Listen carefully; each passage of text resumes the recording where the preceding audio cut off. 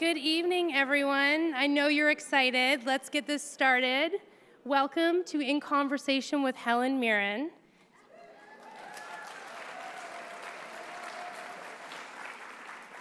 My name is Teresa Scandifio. I'm the Senior Director of Learning and the Programmer of In Conversation With for the festival and year-round. To begin, we'd like to acknowledge the Mississaugas of New Credit, the Haudenosaunee, and the Huron-Wendat, the original keepers of this land, for hosting us today and for hosting TIFF on their land every day. Tonight's conversation will be moderated by the talented Dave Karger. An award-winning host, interviewer, and entertainment expert, Dave Karger has made over 180 live appearances on NBC's Today Show and is a regular contributor to E! and Access Hollywood.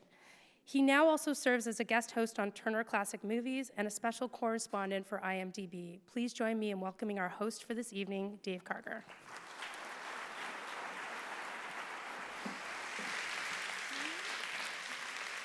Thank you very much. I had the pleasure of being in this very room last year for a conversation with Ewan McGregor, which was an absolute highlight, and I think we're in for a real treat tonight. The special guest that I'm about to introduce is someone who I really think is one of a handful of people who has truly risen to the top of his or her profession in theater acting, television acting, and film acting. Her work is always thoughtful, it's always risky, it's always intellectual, but I think it's safe to say that as she's entering the 6th decade of her professional career, she is more fabulous than she's ever been. Please welcome Helen Mirren. Hi. Thank you. Thank you, everyone.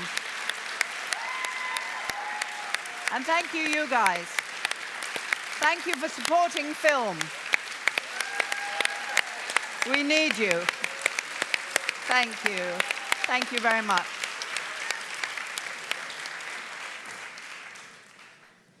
Helen, I'm an awards geek, so I added up all of the Oscar, Emmy, BAFTA, and Screen Actors Guild wins and nominations you've had. It's 39 nominations and 14 wins. I think you're a little greedy. It's something that we need to discuss. Haven't got a Grammy. I want a Grammy. How can we need to remedy this, because then you can be an EGOT. Exactly, yeah. Have you ever done a spoken word album? No, I'm going to have to do one, I think, yeah. If there are any spoken word producers out there thank watching, you, exactly. get this woman the EGOT. Yeah. It needs to happen. You heard it here first. So we're going to do a little bit of a trip down memory lane. Don't worry, we're not going to discuss all 127 acting credits on your IMDb page. We're going to be a little bit more selective, but I do want to start from the beginning. As I was researching you, I learned a lot of things that maybe people in this audience know, but I certainly didn't. What was your name when you were born? My name was Mironov. My father was born in Russia.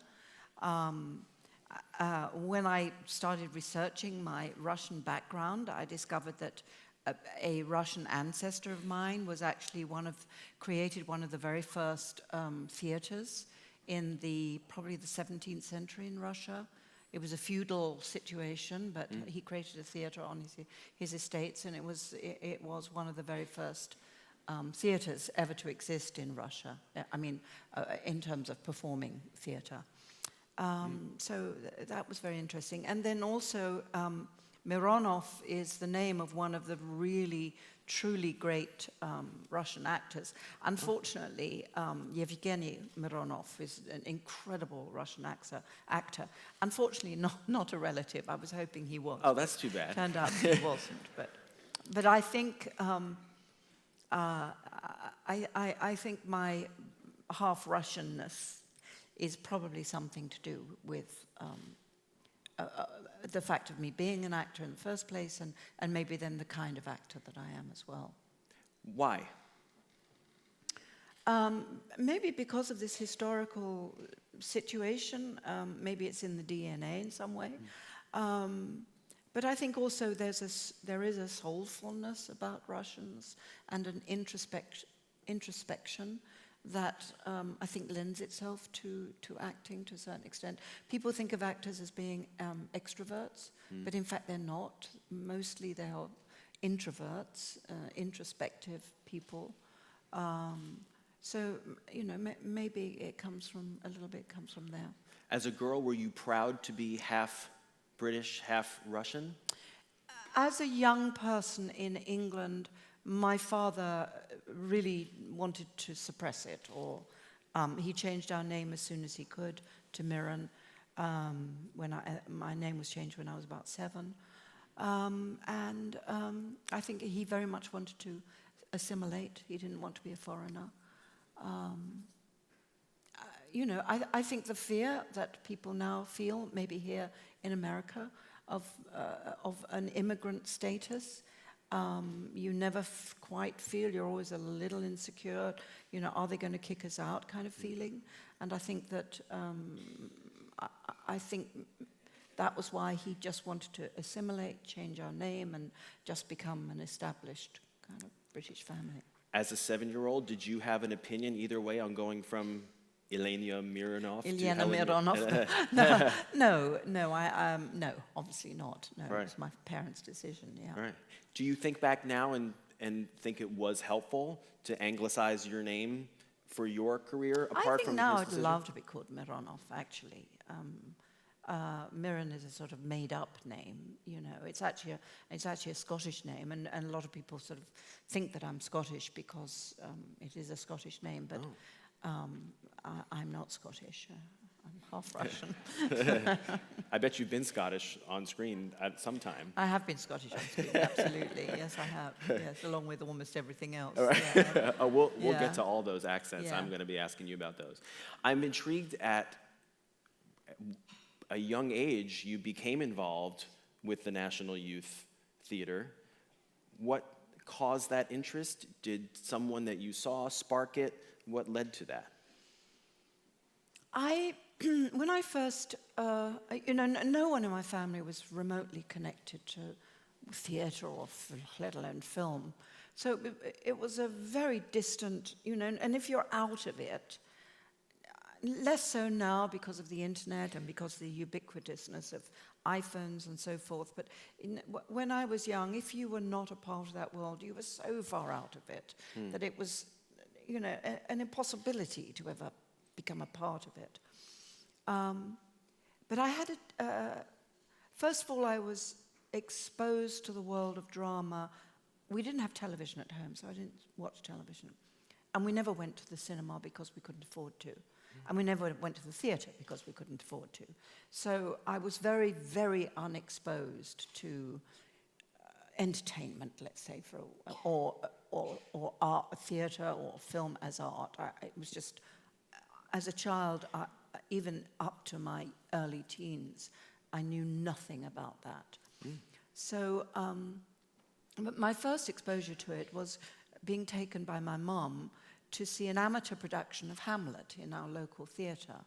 And I think I was about 14 at the time. A wonderful time to be introduced to Shakespeare because, you're a sponge, and also you're so full of imagination and dreams and desires and, you the most wonderful state, actually, 14, 15, 16-year-olds. So I saw this production. It was an amateur production, so it wasn't a good production or with famous actors or anything, but it transported me, absolutely transported me into this extraordinary world. And it wasn't that I understood the poetry, the incredible poetry of Shakespeare at that time. It was simply the characters and the fantastic story, the story of Hamlet. Imagine watching Hamlet not knowing what's going to happen, not knowing the plot, So just the plot alone is extraordinary, So I was absolutely transported. And I went home, and my parents had one of those complete works of Shakespeare, with tiny print, all of the work, and in one book. And I went to that book and I just started looking at it and reading it. Not intellectually at all, but just looking for these extraordinary characters. And that was sort of what pulled me into the idea of drama, of entering into a world of imagination. Did you have an inkling that you'd be good at it? No. No, I didn't, but I was drawn to it. absolutely could not resist it, if you like. I'd done little things at school. I'd played Gretel in Hansel and Gretel, you know, at my junior school, and I'd played the Virgin Mary without any words at some point when I was 5 or 6 or something. But that was about the extent of my experience. And my school didn't really have drama. We did a nativity play. I played Eve. Wow. In You got good parts. I got great parts, yes. Great costume, I remember. Eve was...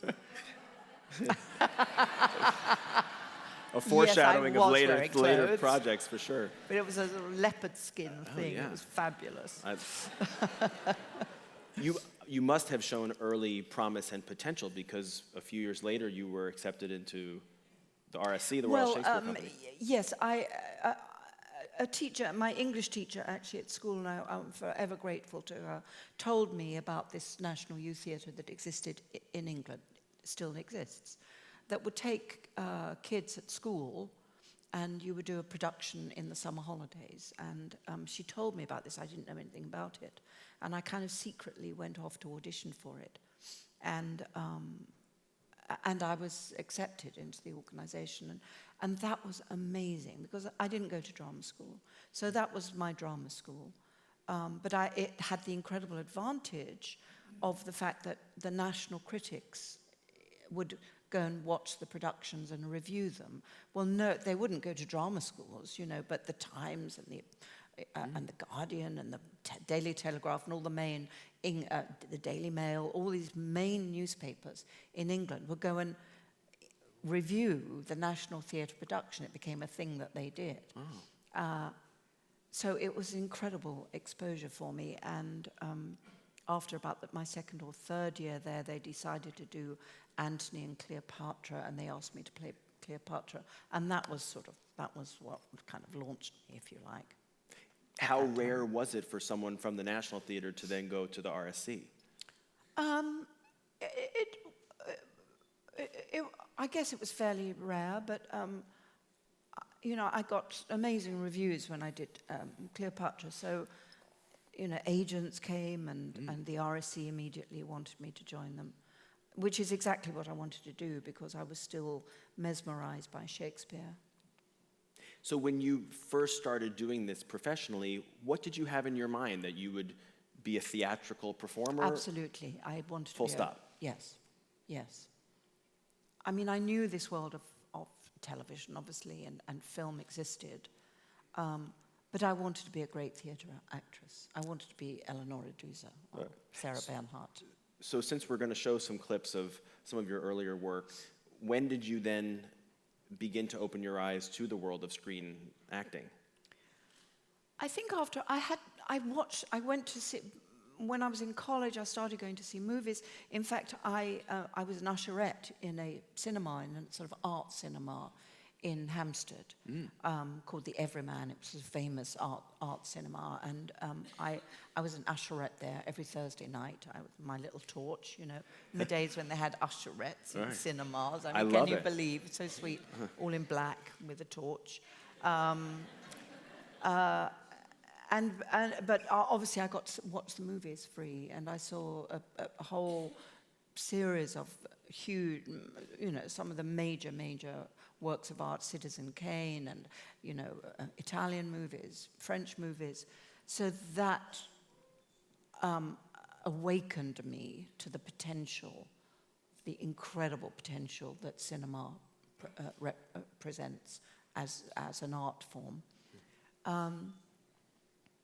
But I was still very locked in my need, my desire, really to conquer Shakespeare, because Shakespeare is very difficult, and you have to practice a lot. And I didn't want to do film or television until I felt I'd conquered, if you like, Shakespeare, that I'd become a proper Shakespearean actress. This leads very organically into a question that we actually had from someone on Twitter. This is someone who has the Twitter handle Isabelle Huppert. It's not her.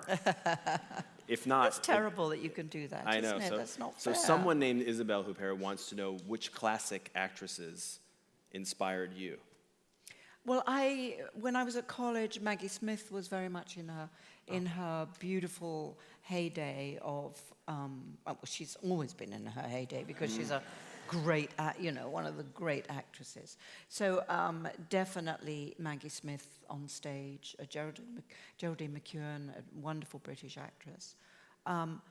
For movies, my one and only goddess really is and always has been Anna Magnani is my great goddess of film. I was very, very taken by the Italian movie makers and actresses, and when I finally, just recently, got to be in an Italian movie, only shot in English and in America, but the movie I'm here with, Leisure Seekers, which we'll directed by Paolo Vizzi, Right. Italian filmmaker. So finally I got to be in my Italian movie. I love it. So we're going to show 2 clips. It kind of jumps a little bit in time because the first one is from the late 60s, one of your first films, Age of Consent, with James Mason. And then we'll jump ahead to the late 80s with Peter Greenaway's The Cook, the Thief, His Wife, and Her Lover. Before we get to the clip, I do want to ask, because I'm just fascinated by this character that we see a little bit of in Age of Consent. She is strong-headed, as we'll see. Is that a happy coincidence that this early role that you had in your early 20s was this type of woman, or was that the kind of woman that you were hoping to play? I mean, you weren't getting offers at this point, probably. No, I right? wasn't really. I think I would have done anything, quite honestly. I mean, it was actually a charming, charming character. It was a lovely, raw, natural girl growing up on an island a funky island in Australia. Right. And in fact, there were in those days. It's developed, but in those days in Queensland, it was perfectly realistic that someone like that would exist. So it was an absolutely lovely character.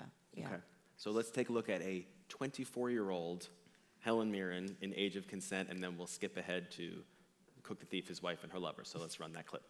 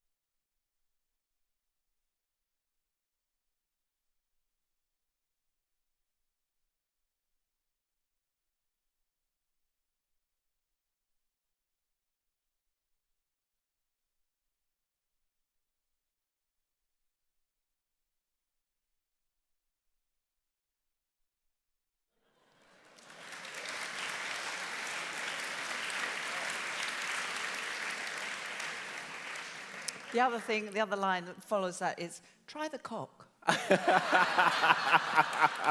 Because you know where it's been. First of all, for the record, I wouldn't have thrown that guy out of the rowboat, but that's just me. I think a lot of people, a lot of performers would run screaming away from a Peter Greenaway film. Like, the frank sexuality, I think, would scare a lot of people away. Yeah, it's pretty scary. It is scary. Is it? Mm. But you've never been so scared that you've said no. I mean, you did Caligula, you did Peter Greenaway. Those types of films. I was always scared, but sometimes you just have to, hold your nose and jump in the deep end, really. Peter Greenaway is an artist of film. It's not to everyone's taste, so to speak, but he is nonetheless an authentic artist of film, and I wish I'd worked with more people like that, actually, in my career. I still would love to do more of those sort of really extreme edge of the art of film. Are there performers or filmmakers that you worked with in that earlier time in the 80s, maybe Nigel Hawthorne, I don't want to put words in your mouth, but that you think about as being super formative to you, people who stretched you in a way that you maybe didn't think possible? The weird thing is when you're working on film, you don't really work with other actors. You work with the director and you work with the camera. Certainly, many of the directors I worked with were formative for me. When I was making Age of Consent, I didn't know what the hell I was doing. I really didn't. And right up to Excalibur, I still had no idea what filmmaking was all about. It scared me. I walked onto a set, I didn't know who all these people were, and I was very uncomfortable on a film set in general. Did your instincts carry you, or do you think it had an effect on the work? Yes, my instincts absolutely carried me, and I think this thing that I have, because I do in the end have kind of a courage, and I think, well, you know what, Helen, just do it. It's a British thing. Just get on with it. But I always felt, unlike on stage where I'd learnt my craft and I was comparatively comfortable, on a film set I was very awkward and uncomfortable, and again seeking a freedom, because that's what you're looking for, searching for, both on stage and in film, is to accomplish the technical, to understand the technical side of it, and then within that find your own freedom. And I was not free in front of the camera. I felt like a deer in the headlights. I was very frozen. In fact, when I watch it, I realize I wasn't as frozen as I thought I was, but I felt it. And it wasn't until I did Mosquito Coast with Peter Weir, I made a conscious decision making that movie that I would just be as free as I possibly could be. I wasn't playing a big, particularly important role. It was a nice role, playing Harrison's wife, but it wasn't a dramatically demanding role. And I think because of that, I decided I would just be as natural and free as I could in front of the camera and just liberate myself. So I would drive Peter mad because I was, I'd wander off shot, in the middle of a shot. Get in shot, Helen! Not that free, Helen. Not that free, exactly. You're not that free. But I was determined to sort of overcome this awkwardness that I felt. So the second clip, the Peter Greenaway clip, was from '89, and then 2 short years later was the debut of Prime Suspect. When did you start to look at television in earnest? Well, I'd done a lot of television, actually, through the 70s. If you look at my CV, they call it a CV? Resume, CV, Resume, say both, whatever right? they call it.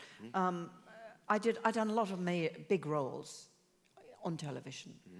But it wasn't, and at that time, I would always say, and it was true, that British film was alive and living on television, and all the great directors and designers and writers who later went on to become very successful film makers, started off on British television in that era. So it was it was a very rich time on British television. The kinds of pieces, they never got shown in America, because there wasn't that possibility. But there wasn't cable television, for example, to put it bluntly. There was no cable television. So what was made in Britain stayed in Britain. But I did a lot of quite important, good stuff. And then, of course, Prime Suspect came along, and I thought... Who pursued whom? They pursued me. Yes, they sent it to me. And it was a great role, and in those days, more now, but my God, in those days, they were not writing roles like that for women. So it was a fabulous role. And, I didn't mind where it was being done. I would have done it in the Rep, in the north of London or of England or wherever, just to, do a role as good as that. But there was no understanding that it would be a success. Well, if I had said to you in 1991, this role, Detective Jane Tennyson, is a role that you'll be playing on and off for 15 years, what would you have said? I would have said that's highly unlikely. And they didn't really believe, the producers didn't really believe. What was their goal at the outset? Sorry? What was their goal at the outset? Their goal was, just to do one 4-hour piece, and if that was successful, maybe do 2 more. So that was the sort of, but they were in no way sure that it was going to be any kind of a success. So I wasn't committed, to anything. Wow. But it was an amazing experience for me, and that's what taught me about filmmaking, if anything did. Wow. It was doing Prime Suspect, yeah. Well, the festival has put together a clip of 3 scenes from the run of Prime Suspect. One from the first series, 91, one from 92, and then flash forwarding to 2006. So we'll watch a little bit of the evolution of Detective Jane Tennyson in Prime Suspect. Let's roll it. Great.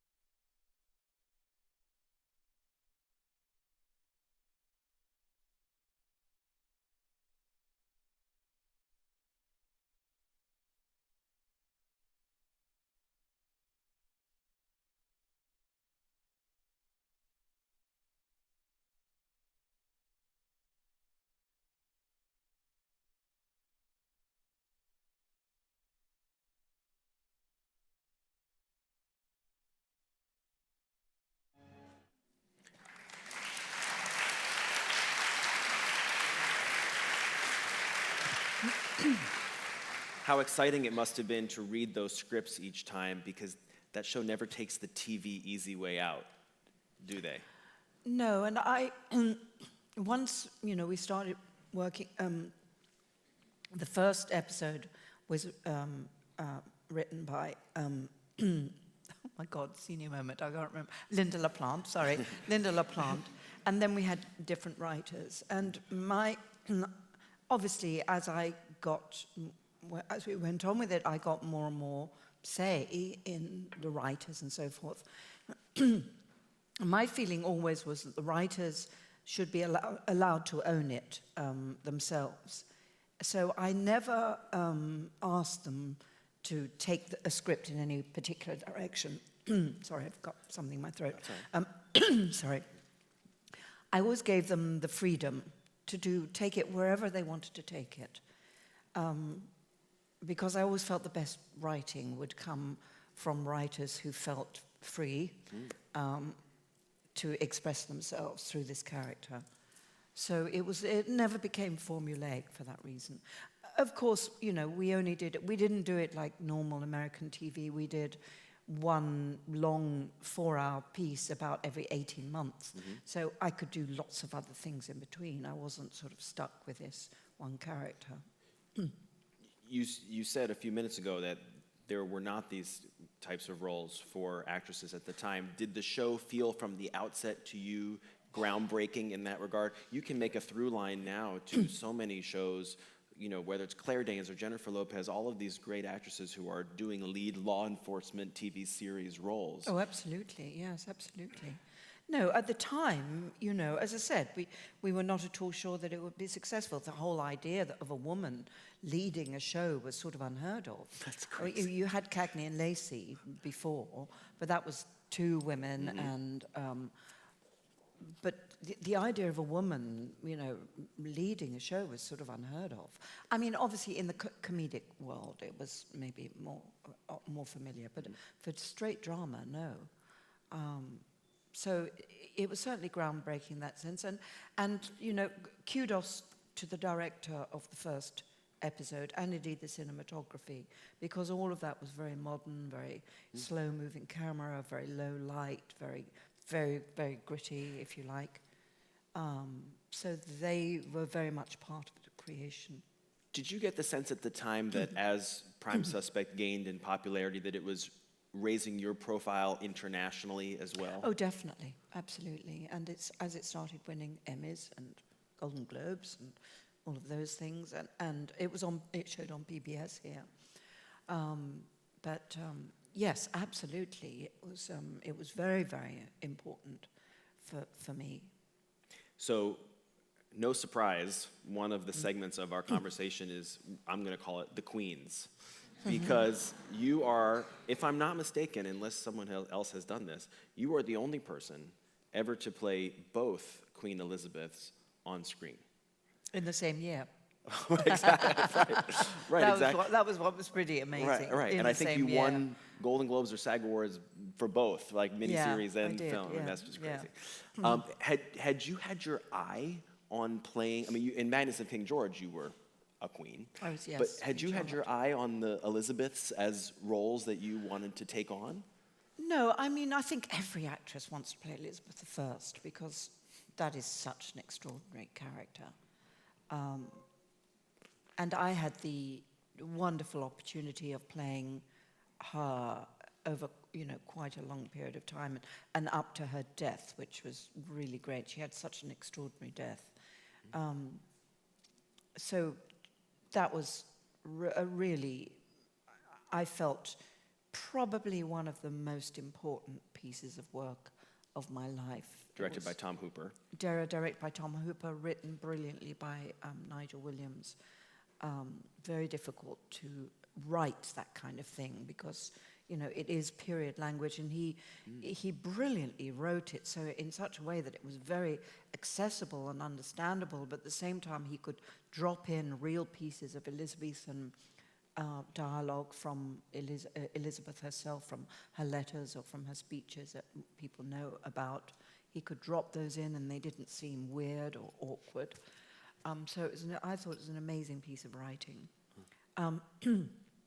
Elizabeth II, well, funnily enough, Elizabeth II came out of Prime Suspect because Andy Harris, who was the producer of Prime Suspect, the last Prime Suspect, before I would do a Prime Suspect, we'd have a table read, you know, and all the rest of the cast would arrive. And I always made sure that I was there early to say hi to everybody and introduce myself, because I know it's nerve-wracking, you know, walking into a room full of other actors and they all, you know, they're all familiar with it, and you're the one, you know, it can be terrifying. So I wanted to sort of put people at their ease, so I would go early and just make sure I was there when everybody arrived and introduce myself and say hi. And anyway, I was busy doing this down one end of the room, and Andy Harris, the producer, was down the other end of the room watching this going on.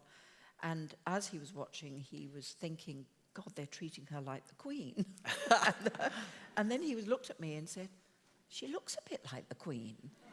And in Andy's mind at that moment was born the idea of doing a film about the Queen. Did that make sense to you? Had people told you that you resembled her before? No, but I knew, because I'd worn dark wigs, and whenever I'd put a dark wig on, I looked very like Princess Margaret. I looked first time, I go, oh my God, I look like Princess Margaret. But, so there is a weird little bit of a physical similarity somehow or other.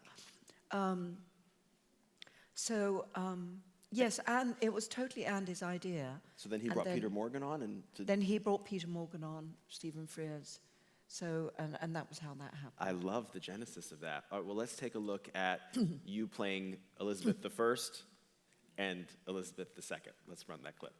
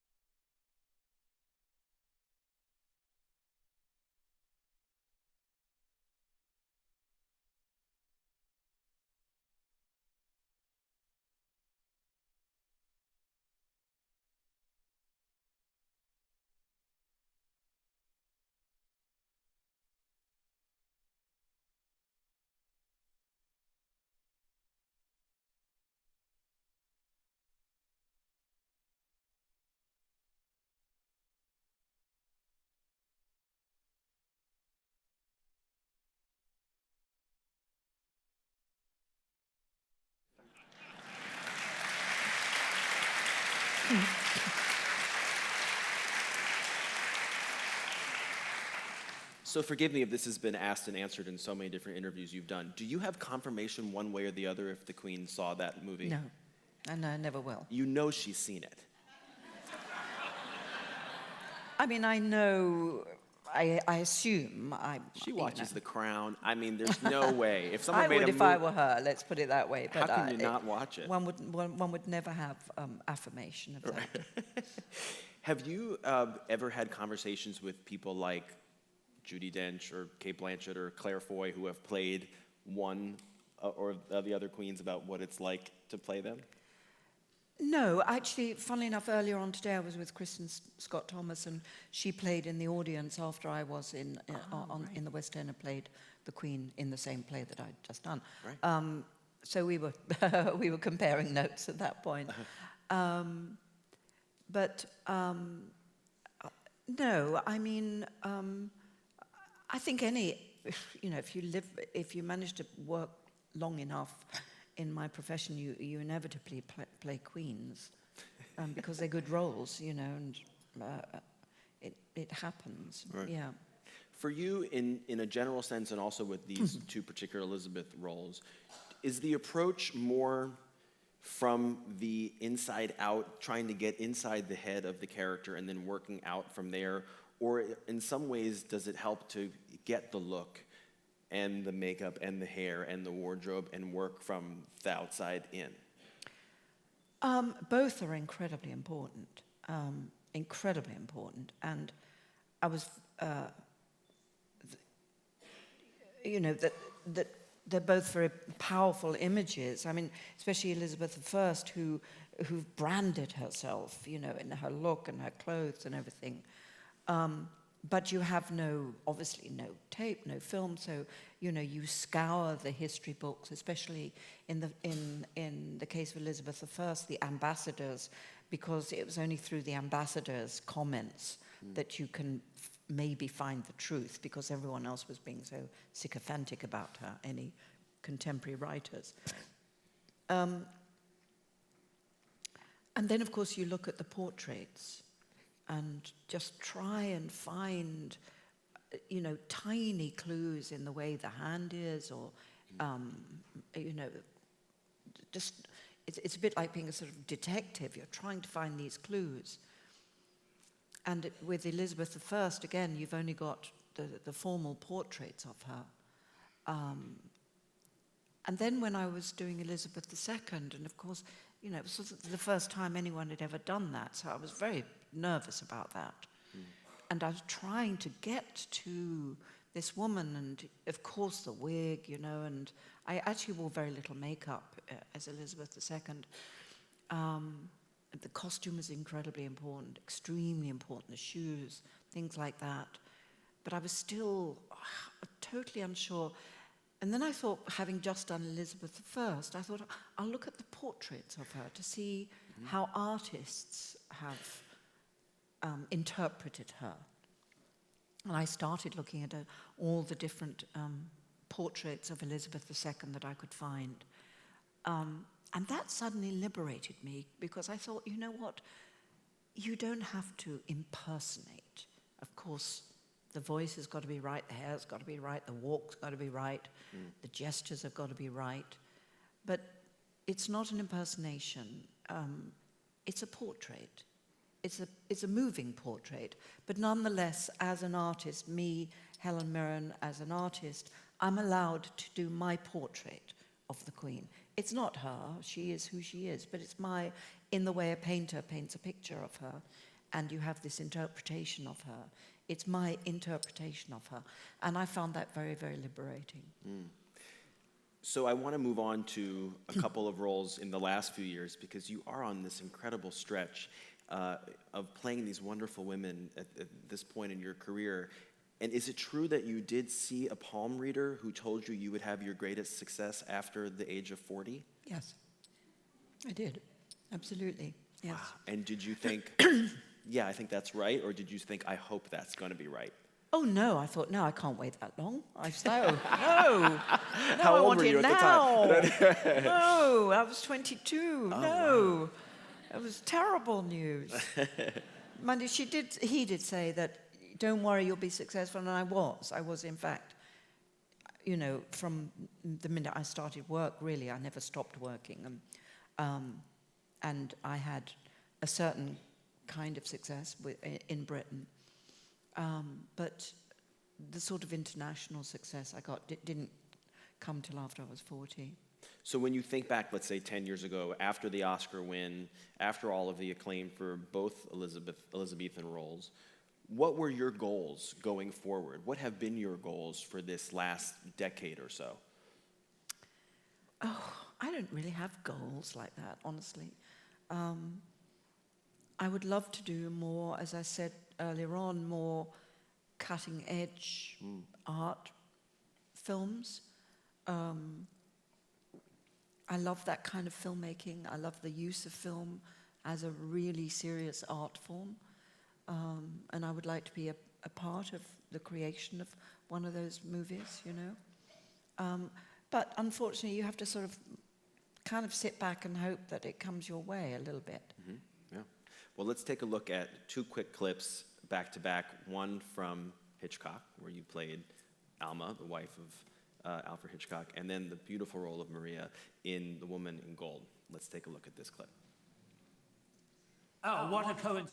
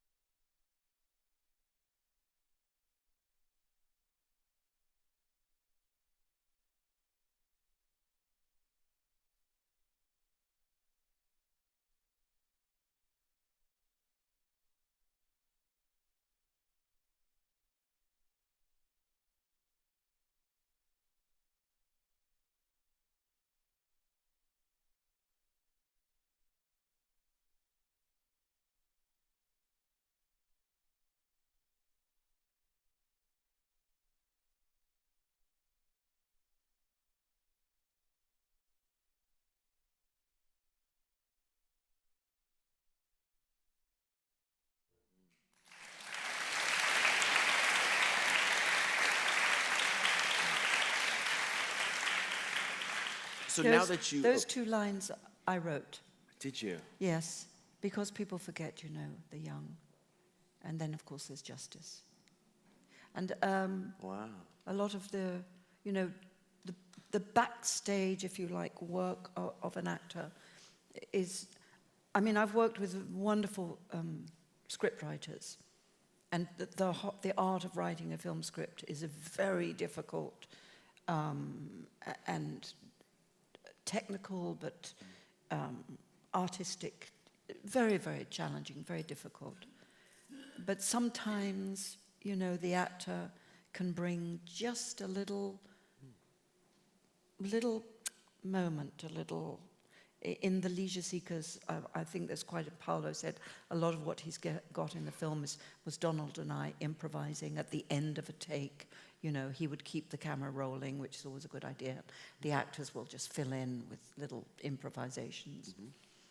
And a really interesting example of this was in Robert Altman's movie, Gosford Park.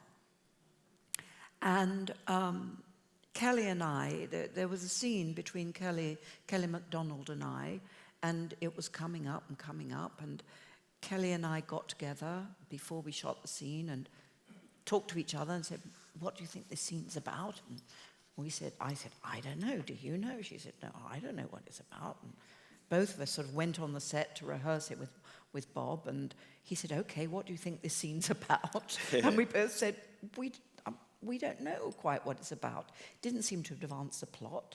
It was no use for advancing character. So I kind of tentatively said to Robert Altman, I don't think we need the scene. I don't think it does anything. He said, you know, I think you're right. Let's cut it. So Kelly and I were sent off. We didn't, let's do the next scene, you know. So we didn't shoot the scene. However, I felt there was a scene missing. And that was the last scene between Eileen Atkins and myself, the scene between the sisters. That didn't exist in the original script. And I went to Bob, and said, look, we've lost that scene. You can't remember when but I think we're missing a scene. Oh, great. And, you know, I'm happy to put my ideas down on paper of what I think it should be. He said, sure, you and Eileen go away. And Eileen Atkins and I went away, and we sat and we improvised through the scene and wrote it and discussed it, and then we came back and presented it to Bob, and he said, I love it, let's shoot it. And I think it was that scene that got me a nomination. Wow. Not that I was writing a scene to get myself a nomination, but it was a resolution that was just missing in the script. And sometimes because actors have a different perception of the script, you know, they're seeing it in a slightly different way through their own psychology of the character and so forth. You know, actors secretly and quietly are often very, very you know, contribute a huge amount, apart from their, like, obvious performance. I was intrigued by this other question that we got off Facebook, and here's a fan of yours named Catherine Gertzema, who wants to know, how has the industry changed since you began acting, if at all? Do you prefer it now, or are there aspects of the industry as it was that you miss? There was something rather wonderful about shooting without video playback. You know, it was like photography before you could see your picture immediately. You had to believe. Yeah. You know, you had to wait to see if you'd got it or not. And more mysterious. There was something more mysterious, more challenging, and there was something rather magical about that. Apart from that, everything else is better. Honestly, everything else is better, especially as far as women are concerned. It was not very nice for women. Great question, Catherine, and great answer. So let's talk about the reason you're here at TIFF 2017, which is The Leisure Seeker.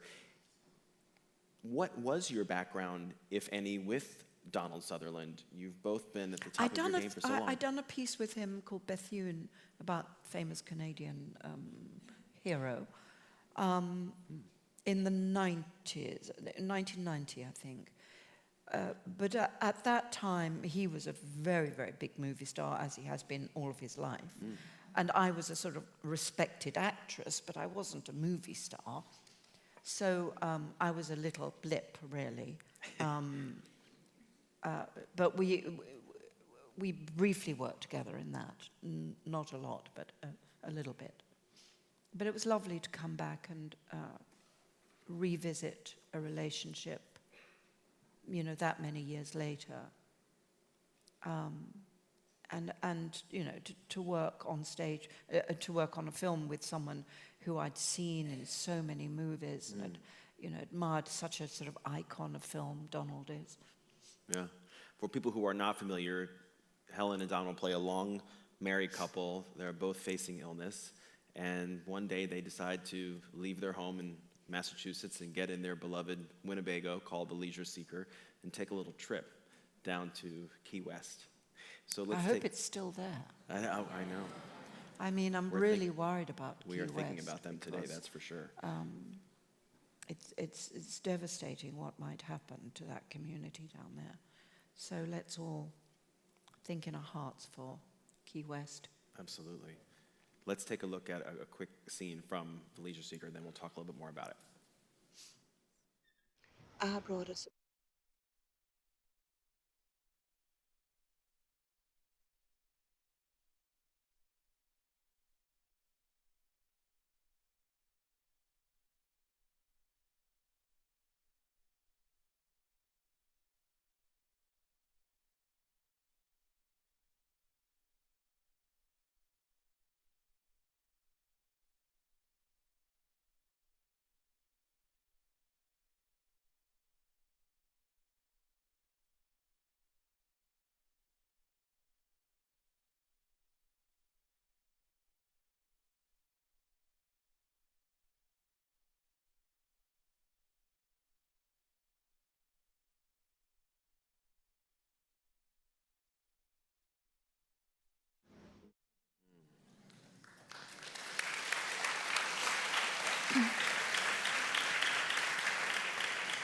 I think that was an improvised scene. Really? Yeah, I think so. So Donald's character is obsessed with Ernest Hemingway, having taught literature in high school, and now he's facing dementia, so he's kind of coming in and out, and which is very frustrating to you. You heard a Southern drawl. There you are, a South Carolina belle. Where does that accent rank on the degree of difficulty scale for you? I always find American very difficult. It's weird. I've lived in America for a long time. My husband's American, but I find American just so hard. Much harder than Russian or German or Scottish or Irish. I've done all of those. Cockney, Northern England. American I find very difficult. And the Southern Carolina is it's a beautiful accent, actually. It's really, really lovely.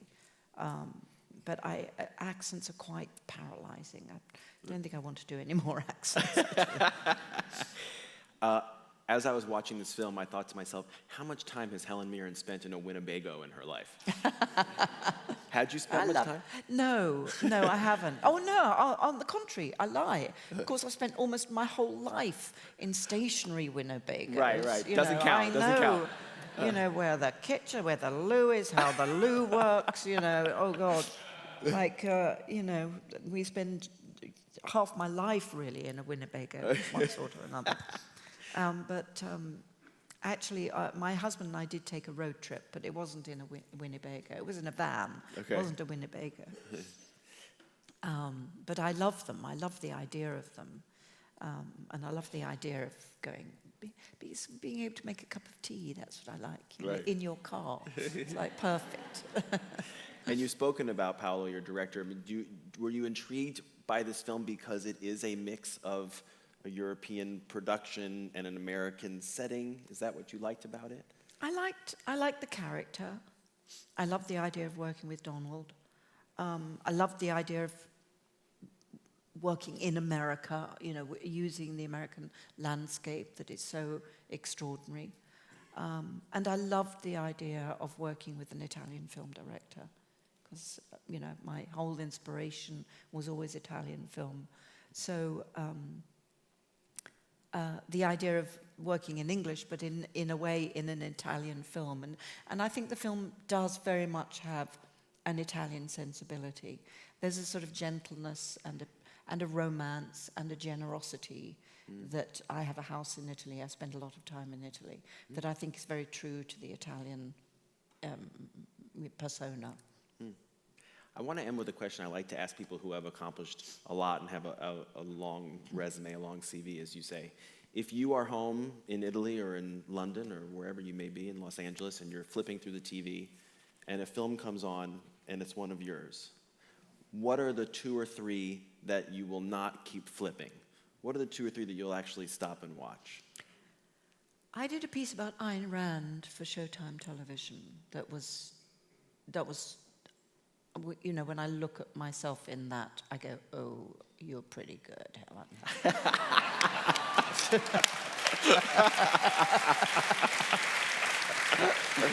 I often don't think that, incidentally. I often think the opposite. So I like Ayn Rand. And also The Roman Spring of Mrs. Stone, again, piece for American television for Showtime. That was, I don't know, just kind of up my alley. Tennessee Williams, I just love his writing and his whole sort of feel of Tennessee Williams.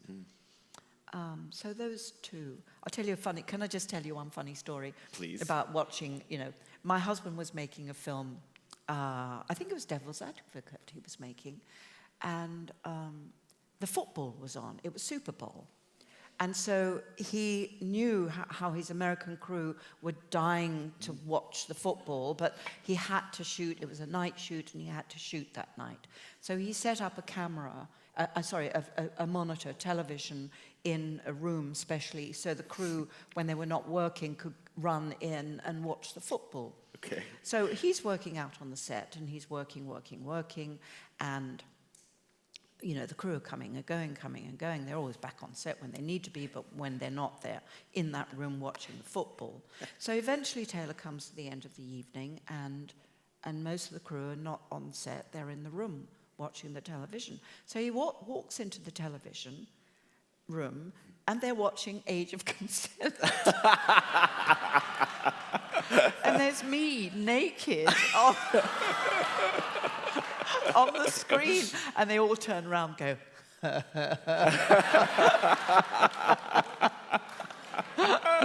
So, you know, it always comes back to bite you in the bum one way or the other. Listen, I could sit and talk to you all night, but I know you have places to be. I want to thank you so much for being here. Everyone should see The Leisure Seeker either here at TIFF or when it opens in theaters this fall. Ladies and gentlemen, please help me thank Helen Mirren. Thank you. Thank you so much. Thank you very much. Thank you. Thank you, everyone. Thanks very much. That was fun. Thanks for coming. Thanks. Bye. Good night.